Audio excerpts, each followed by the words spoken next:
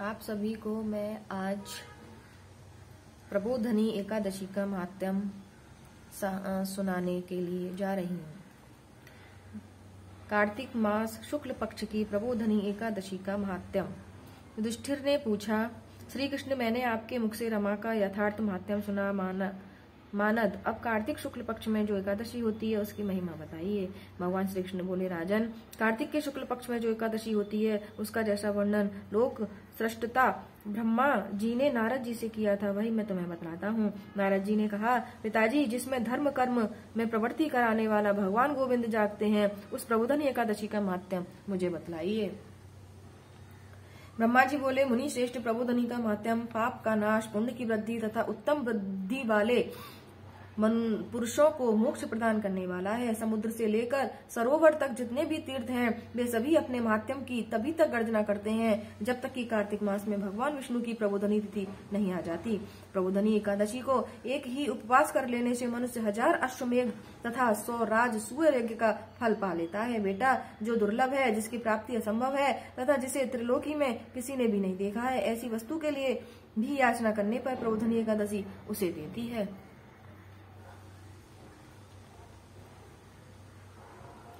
भक्ति पूर्वक उपास करने पर मनुष्यों को हरि बोधनी एकादशी ऐश्वर्य संपत्ति उत्तम वृद्धि राजा तथा सुख प्रदान करती है। मेरु पर्वत के समान जो बड़े बड़े पाप हैं उन सबको यह पाप नाशनी प्रबोधनी एक ही उपवास करने से भस्म कर देती है। पहले के हजारों जन्मों में जो पाप किए गए हैं उन्हें प्रबोधनी की रात्रि का जागरण रुई की ढेरी के समान भस्म कर डालता है। जो लोग प्रबोधनी एकादशी का मन से ध्यान करते हैं और जो इसके व्रत का अनुष्ठान करते हैं उनके पितर नरक के दुखों से छुटकारा पाकर भगवान विष्णु के परम धाम को चले जाते हैं। ब्राह्मण अश्वमेघ आदि यज्ञों से भी जिस फल की प्राप्ति कठिन है वह प्रबोधनी एकादशी को जागरण करने से अनायास ही मिल जाता है। संपूर्ण तीर्थों में नहाकर सुवर्ण और पृथ्वी दान करने से जो फल मिलता है वह श्री हरि के निमित्त जागरण करने मात्र से मनुष्य प्राप्त कर लेता है। जैसे मनुष्यों के लिए मृत्यु अनिवार्य है उसी प्रकार धन संपत्ति मात्र भी क्षण भंगुर है। ऐसा समझकर एकादशी का व्रत करना चाहिए। तीनों लोकों में जो कोई भी तीर्थ संभव है वे सब प्रबोधनी एकादशी का व्रत करने वाले मनुष्य के घर में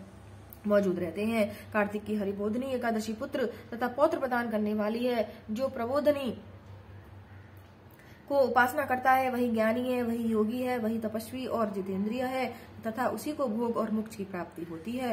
बेटा, प्रबोधनी एकादशी को भगवान विष्णु के उद्देश्य से मानव जो स्नान दान जप और होम करता है वह सब अक्षय होता है। जो मनुष्य उस तिथि को उपवास करके भगवान माधव की भक्ति पूर्वक पूजा करते हैं वे 100 जन्मों के पापों से छुटकारा पा जाते हैं।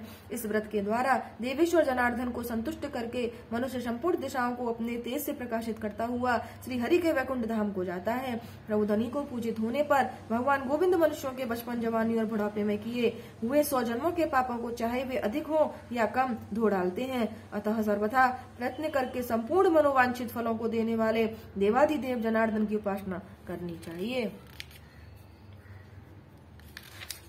बेटा नारद, जो भगवान विष्णु के भजन में तत्पर होकर कार्तिक में पराये अन्न का त्याग करता है वह चंद्रायण व्रत का फल पाता है। जो प्रतिदिन शास्त्रीय चर्चा से मनोरंजन करते हुए कार्तिक मास व्यतीत करता है वह अपने संपूर्ण पापों को जला डालता है और 10,000 यज्ञों का फल प्राप्त करता है। कार्तिक मास में शास्त्रीय कथा के कहने सुनने से भगवान मधुसूदन को जैसा संतोष होता है वैसा उन्हें यज्ञ दान अथवा जप आदि से भी नहीं होता। जो शुभ कर्म परायण पुरुष कार्तिक मास में एक या आधा श्लोक भी भगवान विष्णु की कथा बांटते हैं उन्हें 100 गोदान का फल मिलता है। महामुने, कार्तिक में भगवान केशव के सामने शास्त्र का स्वाध्याय तथा श्रवण करना चाहिए। मुनि श्रेष्ठ, जो कार्तिक में कल्याण प्राप्ति के लोभ से श्री हरि की कथा का प्रबंधन करता है वह अपनी 100 पीढ़ियों को तार देता है। जो मनुष्य सदा नियम पूर्वक कार्तिक मास में भगवान विष्णु की कथा सुनता है उसे सहस्त्र गोदान फल मिलता है। जो प्रबोधनी एकादशी के दिन श्री विष्णु की कथा श्रवण करता है उसे 7 दीपों से युक्त पृथ्वी दान करने का फल प्राप्त होता है। मुनि श्रेष्ठ, जो भगवान विष्णु की कथा सुनकर अपनी शक्ति के अनुसार कथावाचक की पूजा करते हैं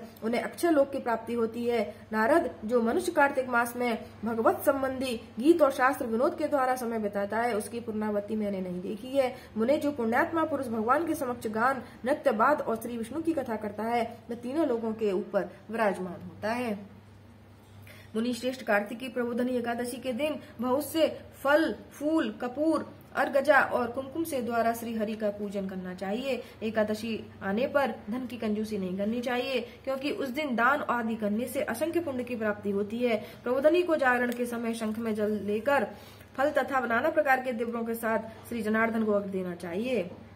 संपूर्ण तीर्थों में स्नान करने और सब प्रकार के दान देने से जो फल मिलता है, वही प्रबोधनी एकादशी को अर्घ देने से करोड़ों गुना होकर प्राप्त होता है। देवर्षि अर्घ के पश्चात भोजन, अक्षा दान और दक्षिणा आदि के द्वारा भगवान विष्णु की प्रसन्नता के लिए गुरु की पूजा करनी चाहिए। जो मनुष्य उस दिन श्री भागवत कथा की कथा सुनता है अथवा पुराण का पाठ करता है, उसे एक एक अक्षर पर कपिला दान का फल मिलता है। मुनि श्रेष्ठ, कार्तिक में जो मनुष्य अपनी शक्ति के अनुसार शास्त्रोक्त रीति से वैष्णव व्रत एकादशी का पालन करता है, उसकी मुक्ति अविचल है। केतकी के एक पत्ते से पूजित होकर भगवान गरुड़ध्वज 1000 वर्ष तक अत्यंत तृप्त रहते हैं। देवर्षि जो अगस्त के फूल से भगवान जनार्दन की पूजा करता है, उसके दर्शन मात्र से नरक की आग बुझ जाती है। वत्स जो कार्तिक में भगवान जनार्दन को तुलसी के पत्र पुष्प अर्पण करते हैं, उनका जन्म भर का किया हुआ पाप सारा पाप भस्म हो जाता है। मुने जो प्रतिदिन दर्शन, स्पर्श, ध्यान, नाम कीर्तन, स्तवन और अर्पण से नित्य पूजन तथा नमस्कार के द्वारा तुलसी में 9 प्रकार की भक्ति करते हैं, वे कोटि सहस्त्र युगों तक पुण्य का विस्तार करते हैं। नारद सब प्रकार के फूलों और पत्तों को चढ़ाने से जो फल होता है, वह कार्तिक मास में तुलसी के एक पत्ते से मिल जाता है।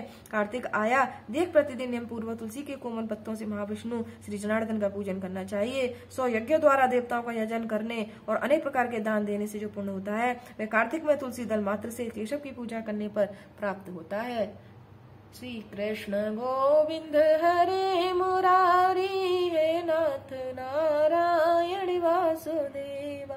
श्री कृष्ण गोविंद हरे मुरारी, हे नाथ नारायण वासुदेवा।